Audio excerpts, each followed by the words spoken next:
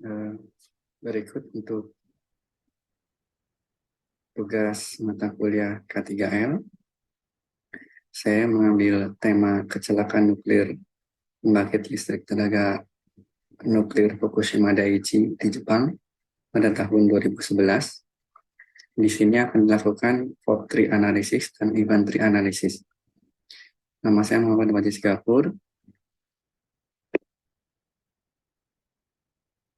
Berikut adalah outline untuk presentasi ini. Yang pertama akan dijelaskan mengenai deskripsi kasus. Kemudian yang kedua menganalisis fault tree-nya. Yang ketiga adalah analisis terhadap event tree.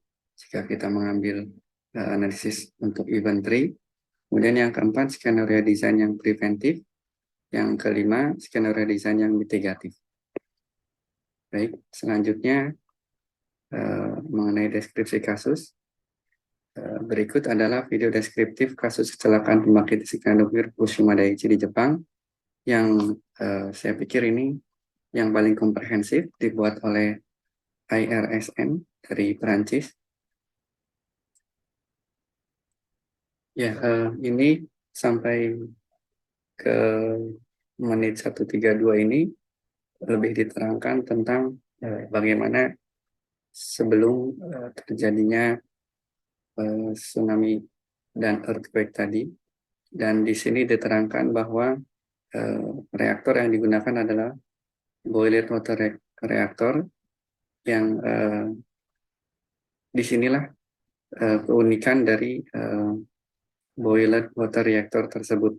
Nanti kita akan saksikan bagaimana dia merespons sistem ini merespons terhadap gempa bumi dan tsunami. Ya, sampai di sini berarti telah diterangkan bahwa boiler water reactor tersebut sebetulnya mempunyai 3 barrier tadi yang 1, 2, dan 3. Sampai yang terakhir itu concrete barrier. Hanya saking devastatingnya ledakan yang nanti akan kita saksikan, ketiga barrier tersebut berhasil diterobos oleh insiden yang terjadi di Fukushima Daiichi ini.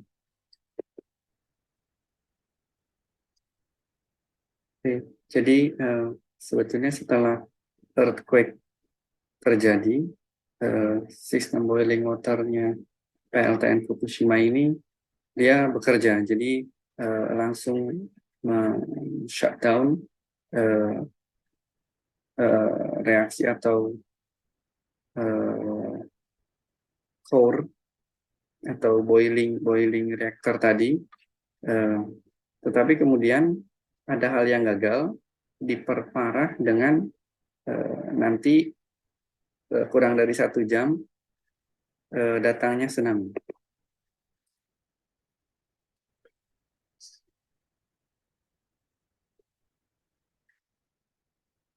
Ya, jadi kegagalan yang selanjutnya terjadi adalah mengenai bagaimana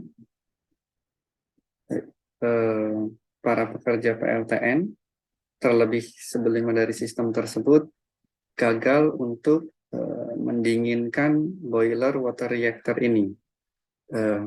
Jadi ketika tsunami datang, generator yang memompa boiler water reactor untuk mendinginkan reaksi itu tidak terjadi. Jadi panasnya tidak sempat keluar tapi nanti lewat venting, tapi saking besarnya maka si containment ini tidak mampu menampung besarnya energi yang harus keluar dari containment ini.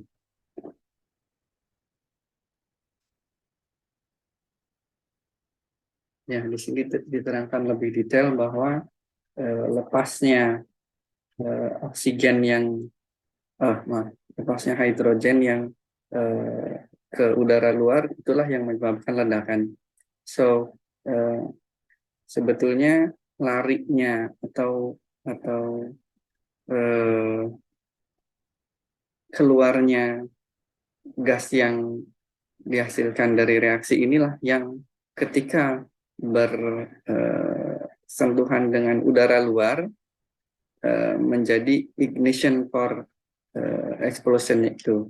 Dan ini terjadi di beberapa reaktor lainnya, seperti reaktor 2, 3, dan 4. Hanya berbeda dates atau tanggalnya saja.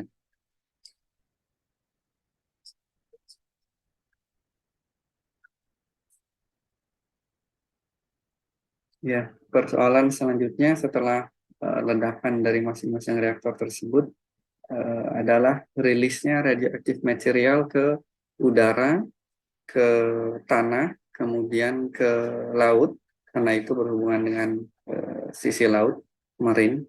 Nah, itulah dampak yang disebabkan oleh ledakan Fukushima Daiichi Power Plant ini.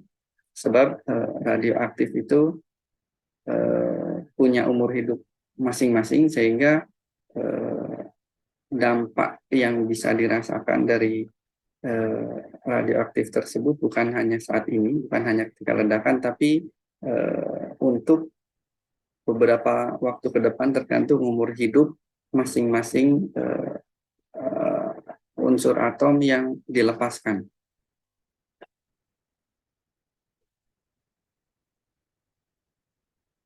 Oke, di sini diterangkan mitigasi yang telah dilakukan oleh pemerintah Jepang. Tadi ada membuat tanggul, kemudian memapping radioaktivitas, kemudian menjaga agar radioaktif yang tersebar itu hanya berada pada daerah itu, dan yang seperti di Chernobyl, jadi mereka membuat satu sarkofagus disebutnya. Sarkofagus itu dia mengungkung fasilitas nuklir agar unsur radioaktifnya tidak keluar. Ya, begini keadaan Fukushima yang sekarang. Yang ini adalah reaktor 1, reaktor 2, karena dia tetap utuh walaupun ada ledakan, 3 dan 4. Nah, sarkofagus yang inilah yang sebagai salah satu bentuk mitigasi agar si radioaktif itu tidak rilis ke environment. Oke, baik, selanjutnya ini deskripsi kasus tentang denah PLTN Fukushima Daiichi. Di sebelah sini itu adalah laut, kemudian dia punya barrier, sebetulnya di sini ada barrier terhadap pasang surut air laut. Di sini disebutkan beberapa reaktor 1, 2, 3, dan 4. Nah, reaktor 5 dan 6 itu ada di sebelah utara. Dari 6 reaktor unit 1 dan 4 terletak di sisi selatan, yang ini 1, 2, 3, dan 4. Kemudian 5 dan 6 terletak di sisi utara. Ketika kejadian, reaktor 5 dan 6 itu sedang tidak beroperasi. Jadi yang beroperasi itu 1, 2, 3, dan 4. Oh, maaf.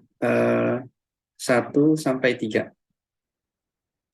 Reaktor 1 sampai 3, unit 4 dan 6 tidak beroperasi karena tengah dilaksanakan inspeksi berkala.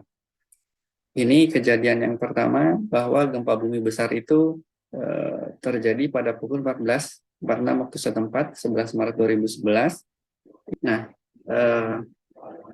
gempa itu terjadi kan ketika lempeng tektonik Pasifik tadi menubruk atau menabrak yang lempeng tektonik Amerika Utara, sehingga menghasilkan gempa yang sangat besar. Di sini sebesar 9,0 pada magnitudo, berlangsung selama lebih dari 2 menit dengan beberapa getaran dan gempa susulan yang signifikan. Begitu. Nah, akibat gempa ini, Fukushima Daiichi tidak dapat digunakan karena rusaknya pemutus atau breaker dengan runtuhnya menara transmisi.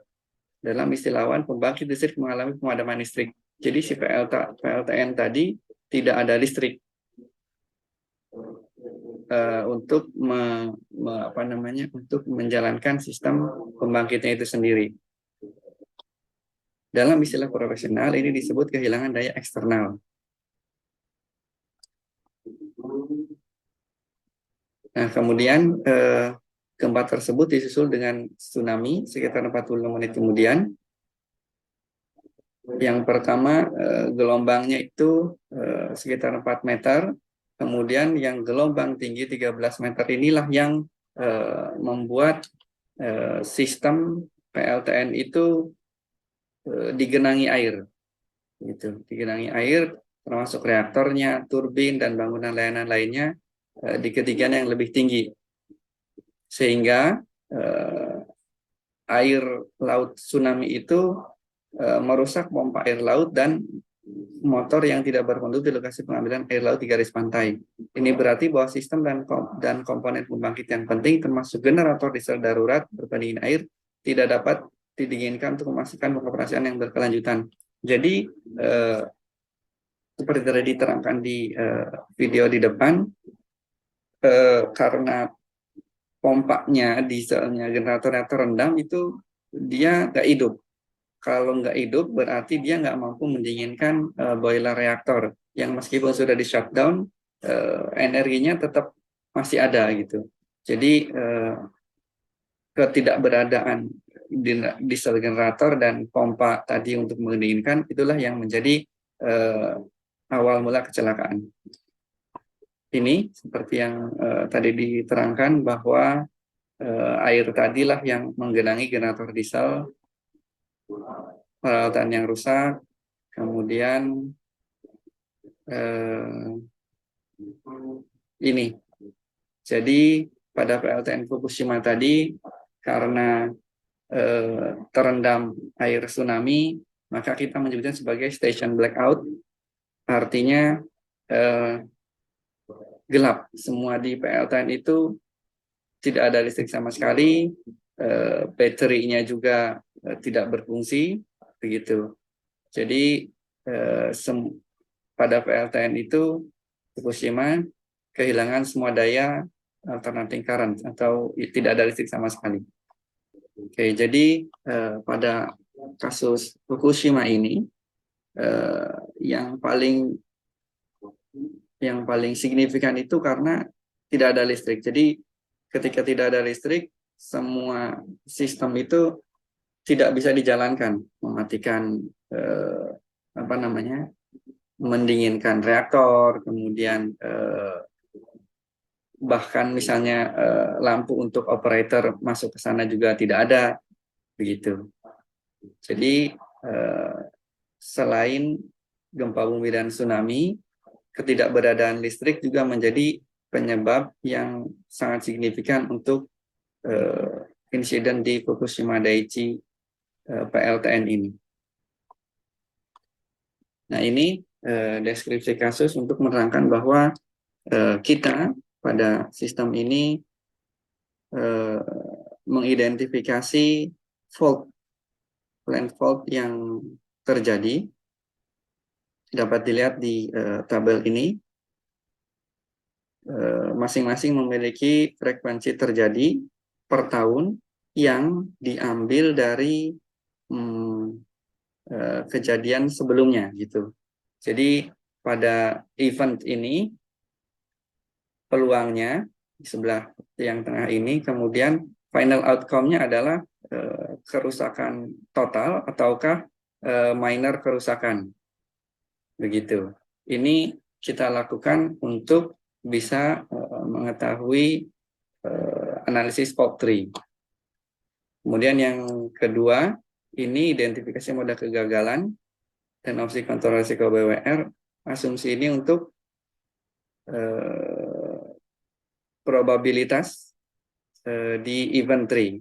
Jadi karena event itu induktif ya, jadi ketika failure itu karena apa gitu. Jadi failure-nya reaktor scram itu akan leads kemana, kemudian ketika kegagalan untuk shutdown itu akan menuju kemana, begitu. Nah, ini probability-nya sama seperti yang tadi. Ada nilainya di sini. Nah, ini fault tree analysis. Kami ambil satu aja. Jadi complete loss of heat sink itu dipilih dengan asumsi 3 planned fault event yang dapat mengarah pada top event. Yang pertama itu condenser failure. Kemudian yang kedua ada failure of water pump from river to condenser. Kemudian yang ketiga itu failure of feed pump. Jadi masing-masing ini berkontribusi terhadap complete loss of heat sink. Peluangnya adalah ya ini masing-masing dari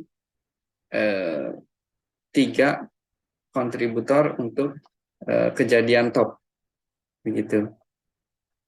Kemudian yang kedua, inventory analysis-nya begini. Jadi dia dibalik. Ketika misalnya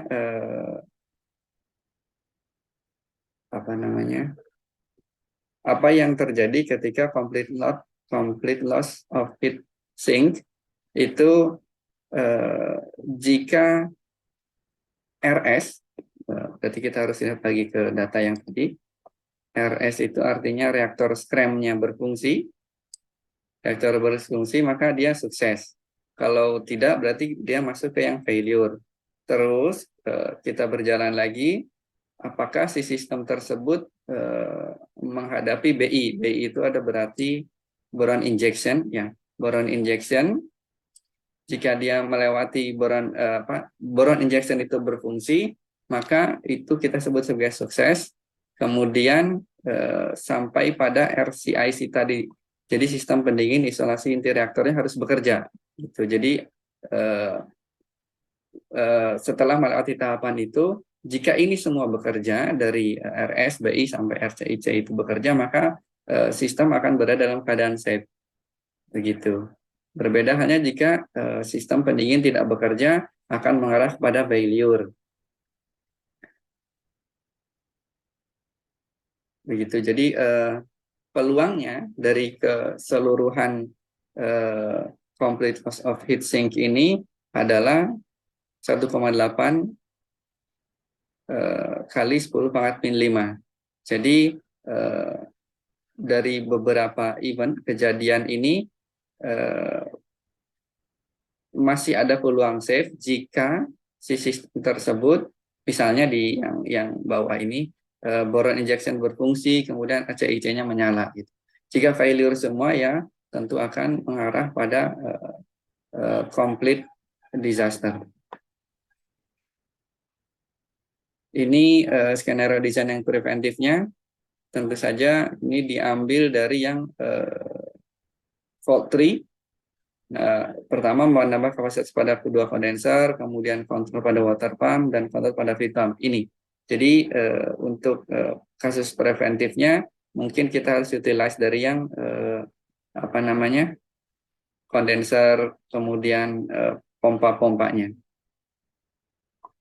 Untuk skenario desain yang mitigatif, tentu saja kita akan memulai dari yang batang boron injection, batang pengaman, ini ada control rod, kemudian performa sistem pendingin itu sendiri atau RCIC. Jadi kita harus mengutilize dari yang faktor-faktor ini, boron injection, RCIC, sama di scram reaktor. Scram reaktor itu ketika dia harus memasukkan batang pengaman. Begitu mungkin yang bisa kami sampaikan mengenai studi kasus terhadap Fukushima Daiichi Power Plant, pembangkit listrik tenaga nuklir di Fukushima pada tahun 2011 setelah terjadinya earthquake dan gempa bumi. Terima kasih. Assalamualaikum warahmatullahi wabarakatuh dan selamat pagi.